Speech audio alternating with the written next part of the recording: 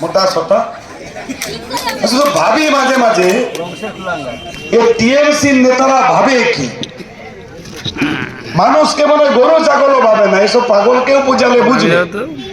সেখানে দাঁড়িয়ে দাঁড়িয়ে উন্নয়নের খতিয়ান দিচ্ছে। মদনদার বাড়ি হইতে সাধনদার বাড়ি পর্যন্ত কংক্রিটের রাস্তা 30 মিটার আমরা করেছি। কন্ট্রাক্টর বাড়ি ফিরতে পারেনি, কালো পাথর বেরিয়ে গেছে। এই হচ্ছে টিএমসির নেতা। তো আমাদের পঞ্চায়েত কেউ যায়নি, অরুণ দেও আছেন, আমাদের মিনতি দিও আছেন, এদিকে অমলা দিয়ে আছেন, আর আমাদের দলপতি দিয়ে আছেন, মৌসুমী আমাদের সোনালী দিয়ে আছেন, সোনালী দলপতি, প্রিয়াঙ্কা দিও আছেন। জানি না টিএমসি কোন চোখে দেখতে পায়, সব কি পালিয়ে যাচ্ছে। এমন তৃণমূলের উন্নয়ন সব নাকি ঝেঁটিয়ে টিএমসি পালিয়ে যাবে।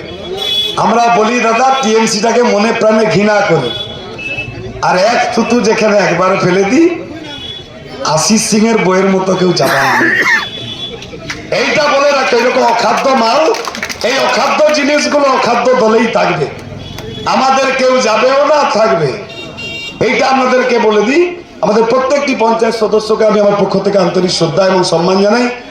সাথে সাথে পুলিশ প্রশাসনের কর্তব্যরত আধিকারিক যারা আছে তাদেরকেও ভারতীয় জনতা পার্টির পক্ষ থেকে গৈরিক অভিনন্দন। কারণ তারা বিভিন্ন সময় আমাদের ভারতীয় জনতা পার্টির কর্মসূচির অনুমতি দিয়ে না দিয়ে সহযোগিতা করে, যে কারণে তাদেরকেও ধন্যবাদ। আর নির্বাচন কমিশনের পক্ষ থেকে যারা আছে, যারা আমাদের বক্তাদের বক্তব্য ক্যামেরাবন্দি করছেন এবং আমাদের মঞ্চ সভা শুরু হওয়ার আগে ফ্লেক্সের মাপ নিয়েছেন, 6-3 না 6-4, কতগুলো টেবিল, কতগুলো চেয়ার আছে, কটা মাইকের চোং বাঁধা আছে, এসবের কিছু মান নিয়েছে। আপনাদেরকে আন্তরিক শ্রদ্ধা এবং সম্মান জানাই। এবং শেষে একটা আবেদন রাখি, তোলামূলেরও পার্টির যখন এখানে মিটিং হবে মাপটাপগুলো ঠিকঠাক নেবেন। বিশেষ করে কালমারি বিধায়কের কোমরের মাপটা নেবেন, আমাদের কাজে লাগবে পরে। ভালো করে টাইট করে মাপ নেবেন, কারণ যাবে তৃণমূল দল থাকবে না। এর মুখ্যমন্ত্রী উন্মাদ পাগল, খালি মঞ্চে দাঁড়িয়ে চণ্ডী পাঠ শোনাবে, কেউ শুনতে চায়। গোটা চণ্ডীর পিণ্ডি চটকি দিচ্ছে, কি অবস্থা দেখো। এমন সরস্বতী পুজোর মন্ত্র বলছে, কুচো যুগ ভূষিত সরস্বতী মা সে আসন থেকে নেমে এসে বলছে, মা হয় তুই থাক আমি যাই, আপনারা আমি থাকি তুই যা। কি পরিস্থিতি দেখুন বাংলা। আর এইরকম একটা পরিস্থিতিতে আমাদের এই নির্বাচন সংগঠিত হচ্ছে।